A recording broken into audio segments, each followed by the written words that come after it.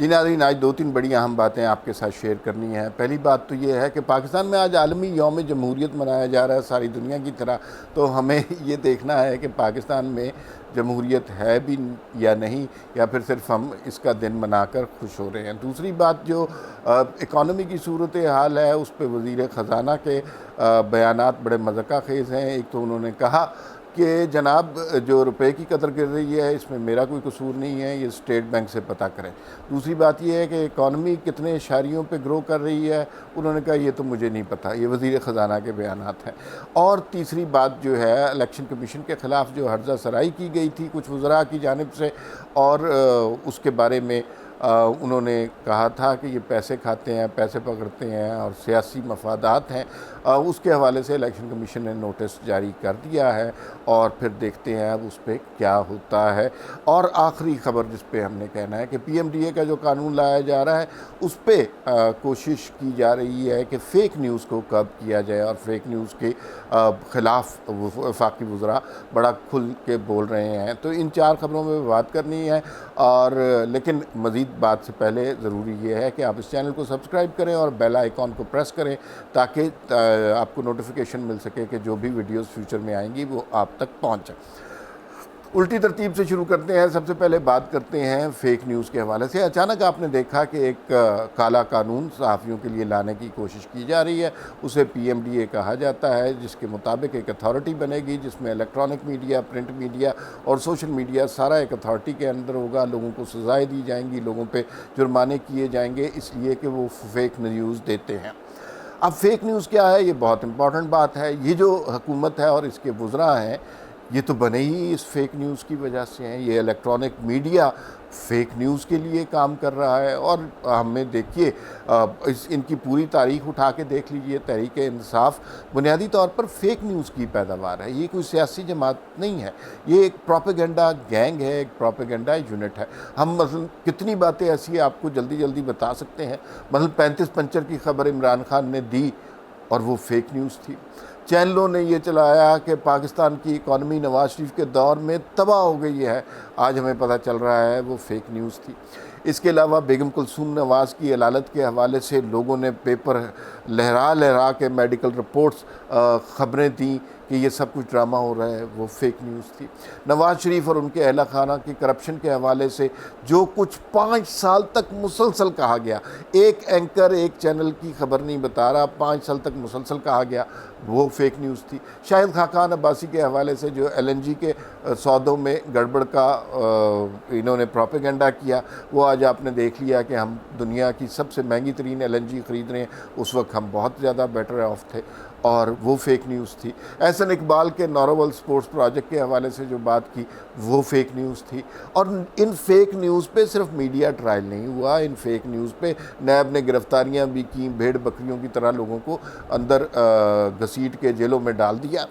اور ہم جانتے ہیں اچھی طرح کہ چینلوں کو کس طرح بریف کیا گیا، کس طرح اینکرز کی نوکریاں کروائی گئیں، کس طرح کئی چینل بنے ہی فیک نیوز کے لیے، اور ان کو ڈیزائن ہی اس طرح کیا گیا تھا کہ وہ پروپیگنڈا کریں۔ تو یہ حکومت فیک نیوز کے خلاف کیسے جا سکتی ہے؟ مطلب یہ جو جتنے وزراء ہیں، شبلی فراز ہو گئے، فاروق حبیب ہو گئے، فواد چودھری ہو گئے، ان کا کام ہی فیک نیوز پھیلانا ہے۔ اور فیاض چوہان ہو گئے، یا جتنے بھی لوگ ہیں، ان کا کام فیک نیوز پھیلانا ہے۔ اگر خبر صحیح آ جائے اور تو یہ حکومت ختم ہو جائے گی۔ دوسری بات یہ ہے کہ اگر فیک نیوز پر لوگوں کو سزا ہونی ہو تو یقین مانیے کہ یہ ساری حکومت، یہ ساری کابینہ جیل میں قید بامشقت کے طور پہ ہوگی، اس لیے کہ انہوں نے یہ ڈرامہ اسی لیے سجایا ہے کہ آپ کو، آپ کے ذہنوں کو معاف کر دیا جائے، آپ کے ذہنوں میں صرف چور ڈاکو کی آواز آئے، آپ کو یہ نہ پتہ چلے کہ اس دور میں کرپشن کتنی ہو رہی ہے، اس دور میں مہنگائی کتنی ہو رہی ہے، اس دور میں بدعنوانی کتنی ہو رہی ہے، اس دور میں میرٹ کی کیا دھجیاں اڑائی جا رہی ہیں، اس دور میں ادارے کتنے تباہ ہو رہے ہیں، یہ نہ پتہ چلے۔ بس آپ کے ذہن میں ایک دو لفظ گونجتے رہیں، چور ڈاکو، چور ڈاکو، یہ ان سب کا معاملہ ہے۔ تو فیک نیوز کے یہ گرو ہیں، فیک نیوز کے یہ بادشاہ نہیں، شہنشاہ ہیں۔ تو یہ جو شہنشاہ ہیں، یہ کیسے فیک نیوز کے خلاف بات کر سکتے ہیں؟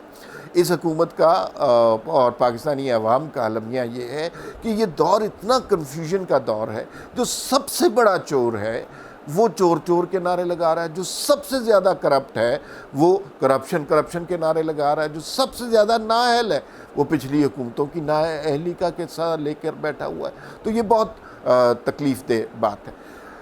دوسری خبر کی طرف چلتے ہیں. آج جلدی کافی بات کرنی ہے کہ آج دنیا بھر میں عالمی یوم جمہوریت منایا جا رہا ہے. تو اس حوالے سے اور فیک نیوز کا بھی ہم نے ذکر کیا. سب سے بڑی فیک نیوز پاکستان کے حوالے سے یہ ہے کہ پاکستان میں جمہوریت قائم ہے. اس سے بڑی فیک نیوز کوئی نہیں ہو سکتی، اس لیے کہ پاکستان میں جمہوریت نہیں ہے. جمہوریت کا ایک ڈھکوسلا ہے، ایک ڈرامہ ہے، ایک کٹ پتلی سے لوگوں کو سامنے رکھا ہوا ہے اور ان کا جمہوریت سے کوئی تعلق نہیں ہے. وہ ایک واٹس ایپ پر چلنے والے لوگ ہیں، وہ خدمت گزار اور غلام قسم کی سوچ والے لوگ ہیں. ان کو جب چاہے اپنے دفتر میں بلا کے بے عزت کیا جا سکتا ہے، ان کی جب چاہے وفاداریاں تبدیل کی جا سکتی ہیں، جب چاہے اس ملک کی عدالتوں کو کنٹرول کیا جا سکتا ہے، جب چاہے اس ملک کی میڈیا کو کنٹرول کیا جا سکتا ہے، جب چاہے اس ملک کے جو ہے پارلیمان کو کنٹرول کیا جا سکتا ہے اور ڈنڈے کے زور سے کنٹرول کیا جا سکتا ہے. تو پھر اس کو جمہوری ملک کہتے ہیں. جب چاہے الیکشن میں دھاندلی کی جا سکتی ہے، جب چاہے کیرٹ دکھانے کے لیے، اسٹک اینڈ کیرٹ اپروچ ہوتی ہے نا، تو کیرٹ دکھانے کے لیے کوئی الیکشن جتوا دیتے ہیں، 10 الیکشن میں دھاندلی کر لیتے ہیں. جب میڈیا پہ ہر طرح کا کنٹرول ہے، جب عدالتیں مقبوضہ ہو چکی ہوئی ہیں، جب سوشل میڈیا پر آپ نے گالی بریگیڈ بھرتی کی ہوئی ہے، تو اس کو آپ جمہوریت کہہ سکتے ہیں؟ جب الیکشن میں دھاندلی کروا کے ایک کٹ پتلی حکومت انسٹال کی گئی ہے تو اس کو آپ جمہوری حکومت تو نہیں کہہ سکتے، نہ جمہوری دور نہیں کہہ سکتے. یہ ایک نئی طرح کا ہائیبرڈ قسم کا مارشل لا تخلیق ہوا ہے، جس میں جو پہلے مارشل لا ایڈمنسٹریٹر تھے وہی لوگ فیصلے کر رہے ہیں. جنرل مشرف کی ساری کیبنٹ، سارے لوگ آج کل حکومت میں ہیں. تو یہ جمہوری دور نہیں ہے.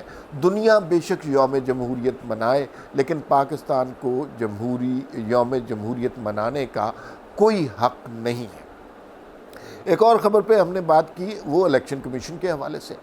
بھئی الیکشن کمیشن کے حوالے سے اعظم سواتی نے، فواد چودھری نے کھلم کھلا الزام لگائے میٹنگ میں کہ یہ پیسے پکڑتے ہیں، اور پھر کہہ رہے ہیں کہ ہم اداروں کو کچھ نہیں کہہ رہے، ہم شخصیات پہ بات کر رہے ہیں.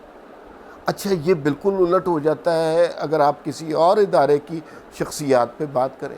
ان کا مورال ڈاؤن ہو جاتا ہے، حب الوطنی مشکوک ہو جاتی ہے، غداری کے فتوے لگ جاتے ہیں. تب کوئی یہ نہیں سوچتا کہ آپ اداروں کے اوپر بات نہیں کر رہے ہیں، آپ شخصیات کے اوپر بات کر رہے ہیں. نواز شریف بھی یہی کہتے ہیں کہ میں اداروں کے خلاف بات نہیں کرتا، میں تو شخصیات کی بات کرتا ہوں. لیکن اپنے اپنے سٹینڈرڈ ہیں. الیکشن کمیشن کے حوالے سے آپ الیکشن کمیشن کے سربراہ کو اس طرح ملائن کر سکتے ہیں کہ سر عام کہہ سکتے ہیں اس نے پیسے پکڑے ہوئے ہیں، یہ نواز شریف کے وفادار ہیں، اور اسے لگایا آپ نے خود آپ نے لگایا ہے. اور پھر آپ اس طرح کے الزامات دے سکتے ہیں. تو مثلا اگر استحقاق تمام اداروں کا ایک سا ہے تو پھر تمام اداروں کی عزت بھی ایک سی ہونی چاہیے. اگر تمام اداروں میں شخصیات پر بات ہو سکتی ہے تو پھر تمام اداروں کے شخصیات پر بات ہونی چاہیے. کسی ایک ادارے کے سربراہ پر آپ یوں کھنچائی کریں کہ سر عام کہیں پیسے لیے جا رہے ہیں، اور کسی دوسرے ادارے کے سربراہ کے بارے میں بات ہو تو آپ کانوں کو ہاتھ لگا لیں، آپ سجدے میں چلے جائیں. یہ تو غلط بات ہے نا. اور میں آپ کو یہ بتاؤں، یہ جو ان وزراء نے بات کی ہے یہ بات ختم نہیں ہوگی. الیکشن کمیشن نے اب اس کے ثبوت مانگے ہیں، اور ظاہر ہے ان کے پاس ثبوت تو کبھی ہوگا ہی نہیں. ان کے پاس پریس کانفرنسز ہیں جھوٹی اور فیک نیوز والی، یہ کوئی اس طرح کی بات کریں گے. لیکن اگر عدالت میں یہ معاملہ پیش ہوتا ہے تو پھر یہ حالات بہت زیادہ خراب ہوں گے اور ان دو وزراء کو نوکری سے نکلنا پڑے گا.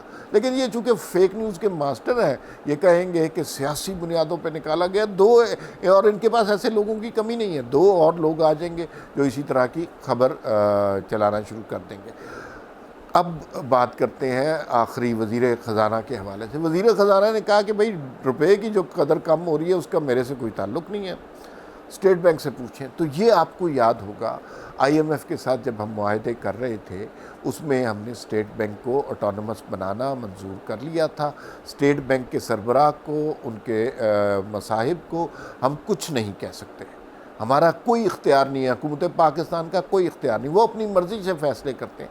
اور اس وقت جب یہ معاہدے ہو رہے تھے تو لوگوں نے بڑا کوشش کی تھی کہ اس طرح کی باتیں، اس طرح کے معاہدے آئی ایم ایف کے ساتھ نہ کریں، لیکن چونکہ ناکامی کا ڈر تھا اور پہلے 5.8 گروتھ ریٹ پر آپ پریس کانفرنسز کرتے رہے اور سیمینار کرتے رہے کہ اکانومی تباہ ہو رہی ہے، اور اب اکانومی تباہ ہو چکی ہے، تو اب آپ کچھ بھی نہیں کر سکتے۔ تو آپ نے جلدی جلدی ایسے معاہدے کیے ہیں اور ان معاہدوں کا اب نقصان ہوگا۔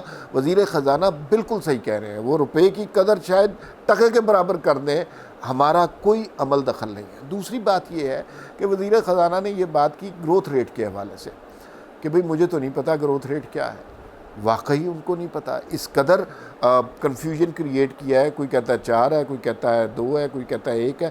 ماہرین کہتے ہیں کہ ہمارا گروتھ ریٹ 1 سے بھی کم ہے اور شاید 0 میں چلا جائے۔ تو یہ 5.8 کی اکانومی کا آپ نے حشر کیا ہوا ہے، اور وزیر خزانہ کو اتنا غلط ڈیٹا ان کو پاس آن کیا جاتا ہے کہ اس کے اوپر صحیح گروتھ ریٹ معلوم نہیں کیا جا سکتا۔ دنیا ہمارے اوپر یقیناً ہنستی ہوگی کہ ہمارا وزیر خزانہ یہ کہہ رہا ہے کہ اسے ہمارا گروتھ ریٹ ہی نہیں پتا، حالانکہ وزیر خزانہ وہ شخص ہوتا ہے جو گروتھ ریٹ اناؤنس کرتا ہے، بتاتا ہے لوگوں کو کہ یہ گروتھ ریٹ ہے، اکانومی یہاں پہ ترقی کر رہی ہے، لیکن شاید ان کو بتانے نہیں دیا جا رہا، اور اگر انہوں نے اصل گروتھ ریٹ بتانے کی کوشش کی تو وہ زیادہ دیر وزیر خزانہ نہیں رہیں گے۔